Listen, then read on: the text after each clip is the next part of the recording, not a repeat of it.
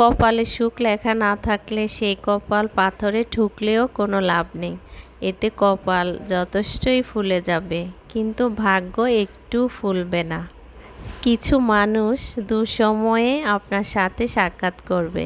যখন আপনার সাফল্য আসবে, ওরা আপনাকে শুভেচ্ছা জানাতে আসবে, আর যখন আপনি পুরোপুরি ব্যর্থ হয়ে যাবেন, তখন আসবে আপনাকে 2-4টা কথা শোনাতে। কাউকে জবাব দেবার আগে 1 মিনিট সময় নিন, দেখবেন হয় জবাবটা বদলে গেছে, অথবা আর জবাব দিতে ইচ্ছে করবে না। আমরা প্রতিটি কথার পিঠে কথা জিততে চাই, এটা ভুল চিন্তা।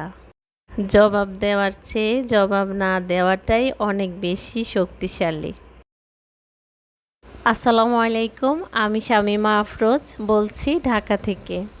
আমার চ্যানেল শামিমাস লাইফস্টাইল থেকে আবারও ফিরে এসেছি আপনাদের জন্য আরেকটি নতুন ব্লগ নিয়ে। কেমন আছেন আপনারা সবাই? আশা করি যে যেখানে আছেন অনেক অনেক বেশি ভালো আছেন এবং সুস্থ আছেন। আলহামদুলিল্লাহ, আমিও আপনাদের দোয়ায় আমার পরিবারকে নিয়ে ভালো আছি। সবার মঙ্গল কামনা করি। সবাই যেখানে আছেন আল্লাহ যাতে আমাদের সবাইকে অনেক অনেক বেশি হেফাজতে রাখে। আবারও সেই শুরু হলো গতকাল থেকে গরম। আল্লাহই জানে এই গরম আরও কতদিন থাকে, আল্লাহ পাক ছাড়া আমরা কেউ বলতে পারবো না।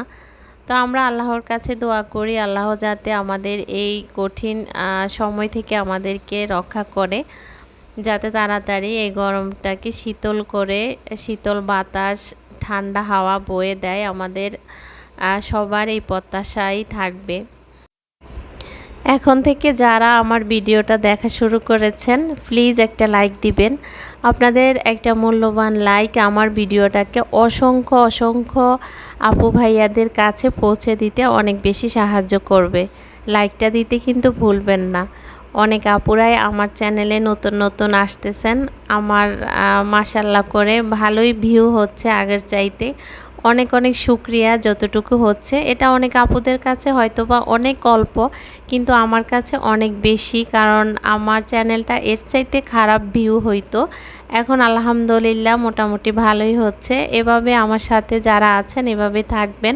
আশা করি আপনাদের আমি সামনের দিনগুলো আপনাদেরকে সাথে নিয়ে সামনের দিকে এগোতে পারবো ইনশাল্লাহ। আমিও আপনাদের পাশে থাকবো, একসাথে সবাই ইউটিউবের জার্নিটা এগিয়ে যাব।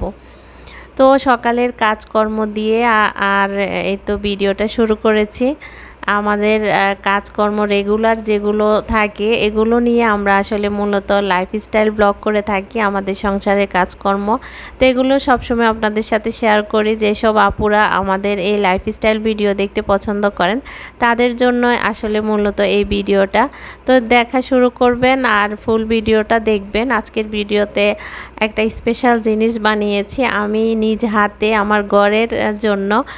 তো সেটা আপনারা দেখতে চাইলে ফুল ভিডিওটা দেখতে হবে। তো নাস্তা শেষ করেছি সকাল সকাল, ঘুম থেকে উঠে আগে ব্রেকফাস্টটা রেডি করে তারপরে আমরা করে নিয়েছি অফ ক্যামেরায়, সেটা দেখানো সম্ভব হয়নি। এর মধ্যে বাসায় একজন গেস্ট এসেছে, তো ওনাকেও আবার একটু পরে আবার একটু নাস্তা রেডি করে দিয়ে তারপরে এখন ঘরের কাজে হাত দিয়েছি। আজকে তো শুক্রবার, আয়ানের পাপা বাসায় আছে, তো ও কিছু কাজ করতেছে। ও যখন সময় পায় আমাকে সংসারের কাজে হেল্প করে, আর ও বেশিরভাগ শুক্রবারেই বাসায় থাকে। তো তখন সে যে কাজগুলো করে আমাকে ফ্যানগুলো ক্লিন করে দেয়, তারপরে জানালাগুলো ক্লিন করে দেয়। এই দুইটা কাজ ও সবসময় করে থাকে।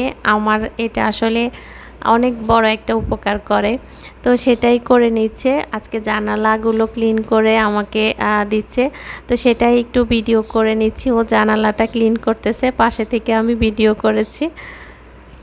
আসলে হাজব্যান্ডরা যদি সংসারের কাজে একটু একটু হেল্প করে, এতে করে ওয়াইফদের অনেক সহযোগিতা হয়। আর মূলত যাদের বাসায় হেল্পিং হ্যান্ড নাই তারা আসলে একা হাতে কাজ করে সংসারটা মেনটেন করা, বাচ্চা সামলানো অনেক বড় টাফ।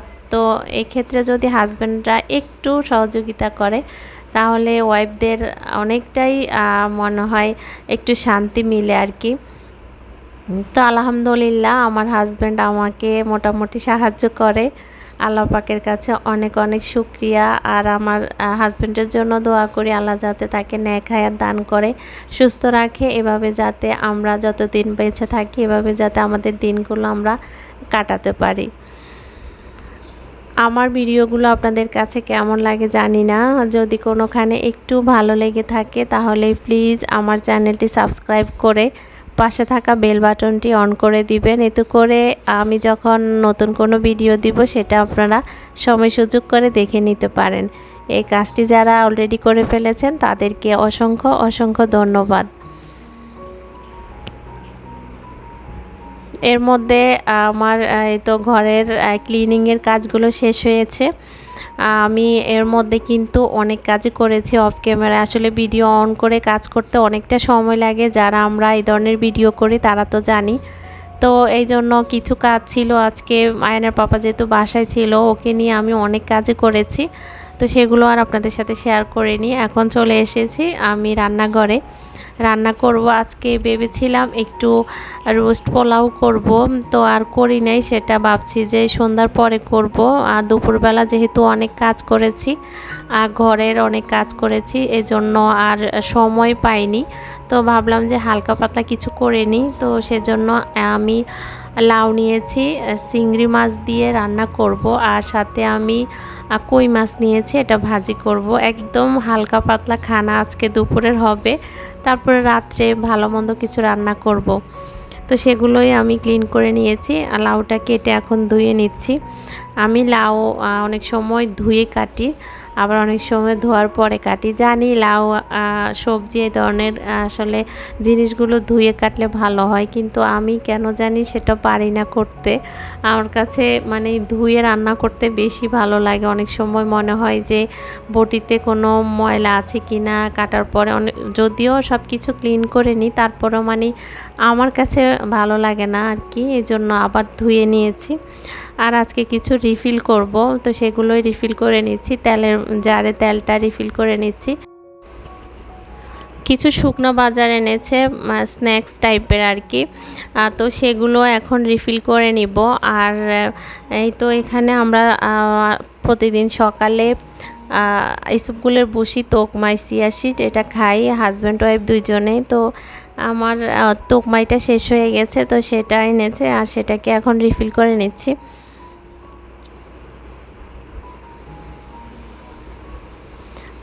আমার জিনিসপত্র যেটাই আনে বাজার থেকে আমি চেষ্টা করি সাথে সাথে এগুলোকে জায়গায় জায়গায় রেখে দিতে, ডিব্বাতে রাখুক বা যেটা যেখানে রাখি সেটা সেখানে রেখে দিলে আর ঘরে এলোমেলো হয় না, আর দেখতেও পরিপাটি গোছানো লাগে। তো সেই কাজটাই আমি করে নিই সবসময়।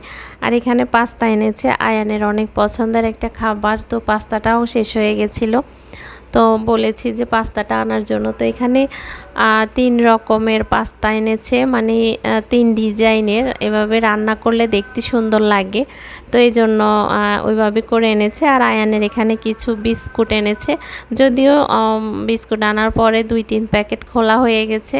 ও খুলে মানে টেস্ট দেখে, 2-3 প্যাকেট একসাথে খুলবে, এখান থেকে একটা ওখান থেকে 2টা এভাবে করে 2-3 প্যাকেট থেকে খাবে। তো বাকিটা আমি একটা ডিব্বাতে রেখে দিয়েছি, এয়ারটাইট একটা ডিব্বাতে, যাতে আর পোতায় না যায়, ওটা আমি আলাদা করে ফ্রিজে রেখে দিয়েছি, এতে মচমচে থাকে।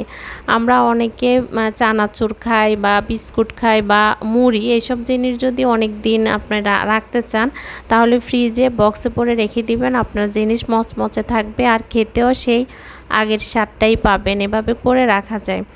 তো এখানে পোলাওর চাল এনেছে, আজকে সকালে গিয়ে বলেছি আজকে পোলাও করব, তো সেটা তো আর করা হয়নি। ভাবলাম যে একটু ডিব্বাতে রেখে দিই, যখন করব তখন বের করে নেব। আর আমার ফুফাতো বোনের হাজব্যান্ড এসেছিল বাড়ি থেকে, আসার সময় আমার বোনে আমাদের জন্য এখানে কিছু সিমের বিচি দিয়েছে, এগুলো ভাজতে হবে, এগুলো শুকনো। তো আমি সিমের বিচি দিয়ে শক্ত মুরগিটা আছে না, এটা দিয়ে রান্না করে খেতে আমার কাছে অনেক ভালো লাগে। তো আমি এজন্য ও বলেছে দেওয়ার জন্য, তো আমি বলেছি আচ্ছা ঠিক আছে, তাহলে আমার জন্য কিছুটা দিয়ে দিস। তো ও দিয়ে দিয়েছে, এটাকে আমি ফ্রিজে রেখে দিব, যখন আমার দরকার হবে আমি বের করে ভেজে তারপরে রান্না করব। আর এখানে রান্না বসিয়ে দিয়েছি। আপনাদের সাথে কথা বলতে বলতে কাজ শেষ হয়ে গেছে অনেকটাই, মানে আমার মোটামুটি ঘরের কাজ শেষ আর গোছানো মোটামুটি শেষ হয়ে গেছে। এখন রান্নাটা শেষ করলে আজকের কাজ মোটামুটি শেষ হয়ে যাবে। তো এখানে আমি চিংড়ি মাছটা ভেজে নিচ্ছি খোসা ছাড়িয়ে, তারপর আমি একটু ছোট করে কেটে এখন চিংড়ি মাছটা ভেজে নিচ্ছি। এতে করে চিংড়ি মাছের ফ্লেভারটা বের হয় আর তরকারির সাথেও অন্যরকম একটা ফ্লেভার আসে, খেতে অনেক মজা হয়। যদিও আমি চিংড়ি মাছ অনেক পছন্দ করি, কিন্তু মুখেই দিই না ভয়ে, আমার একটু প্রেশার আছে, তো এই জন্য আর খাই না। ভাবি যে প্রেশার যদি বেড়ে যায় তাহলে কি করব, আমি খুব ভয় পাই এটাকে। এজন্য রান্না করি ঠিকই চিংড়ি মাছ, আয়ানকে খাওয়াই, আয়ানের পাপাও তেমন একটা খায় না। আমরা রান্না করে তারপরে উঠিয়ে আয়ানকে আলাদা করে দিলে ও বসে বসে খায়। ও আবার চিংড়ি মাছ অনেক বেশি পছন্দ করে। তো এখানে আমি বেশি মশলা দিব না, এখানে রেগুলার যে মশলা হলুদের গুঁড়ো আর রসুন বাটা আর স্বাদ মতো লবণ, আর আমি কিছু কাঁচামরিচ দিব। আমার ঝাল যতটুকু খাবো অতটুকুই আমি কাঁচামরিচ অ্যাড করব। রান্না তো সবাই করতে পারে আর অনেক সুন্দর সুন্দর রান্না দেখায় সবাই। আমি আমার মতো করে রান্না করি, আমি যেভাবে রান্না করি সেটাই আপনাদের সাথে একটু একটু শেয়ার করি। যারা নতুন রাঁধুনি হয়তো বা তাদের কোনো না কোনো উপকারে আসবে যদি আমার ভিডিওটা তারা দেখে আর কি। তো এই তো এখানে আমি কিছু কাঁচামরিচ দিয়ে দিচ্ছি, একটু মাঝখান থেকে ভেঙে দিচ্ছি, এতে ঝালটা বের হবে।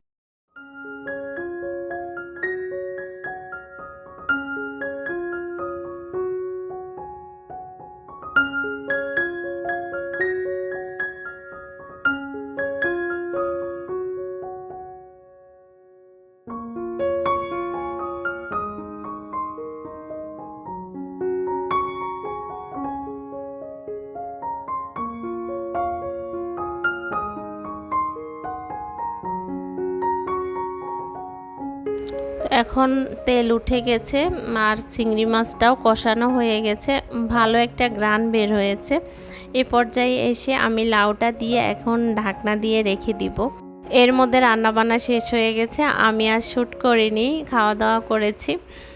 আর এটা হচ্ছে আমার আগের একটা ভিডিও, সেই ভিডিওটা আজকে আপনাদের সাথে আমি শেয়ার করতেছি। এই ভিডিওর সাথে মানুষের সাথে মিশলে বোঝা যায় মানুষের ভিতরে যে কত প্রতিভা লুকিয়ে আছে বা কত কিছু যে জানে, কত গুণবতী, এটা আসলে মানুষের সাথে না মিশলে বোঝা যায় না। তো আমি আয়ানকে পড়াতে আসি এখানে মিসের কাছে। এই মিস মাশাল্লাহ এত গুণ, ওনার মানে গুণে গুণান্বিত একজন নারী। ওনা থেকে আমি অনেক কিছু শিখেছি। উনি অনেক ভালো ভালো ম্যাকারনির জিনিসপত্র বানায়, কুশি কাটা, তারপরে অনেক অনেক কিছু উনি পারে। তো ওনার থেকে আমি 2-3টা আইটেম শিখেছি। তো আজকে আমি ওনা থেকে এই ম্যাকারনির এই ফ্লাওয়ার বাসটা আমি বানানো শিখতেছি। উনি আমাকে একটু একটু করে দেখিয়ে দিচ্ছে, বাকিটা আমি করেছিলাম। আসলে নিজে হাতে কোনো কিছু যদি করে আসলে অনেক অনেক বেশি আনন্দ লাগে, যেটা আমার কাছে অনেক বেশি ফিল হয়েছে। উনি প্রথমে যতটুকু আমাকে দেখিয়ে দিয়েছে, পরবর্তীতে আমি পুরোটাই আমার হাতে আমি করেছি অনেক সুন্দর করে। আসলে খুব সহজ, আর কোনো কিছু করার আগে মনে করি যে অনেক কঠিন, আসলে তা না। মনোযোগ দিয়ে যে কোনো কাজ যদি আমরা শিখতে চাই তাহলে কিন্তু সেটা অনেক সহজ হয়ে যায়। তো আমি মোটামুটি এটা শিখেছি, আমি আরও 1-2টা বানাবো। আমি এত মজা পেয়েছি এটা বানাতে, অনেক সহজ। আপনারা চাইলে কিন্তু এগুলো বাসায় নিজেরাই তৈরি করে নিতে পারেন। অনেক টাকা দিয়ে কিন্তু আমরা এগুলো বাইরের থেকে কিনি, বিভিন্ন ফেসবুক পেজে এগুলো দেখি, কিন্তু অনেক অল্প টাকার মধ্যে আমরা কিন্তু এগুলো বাসায় বানাতে পারি।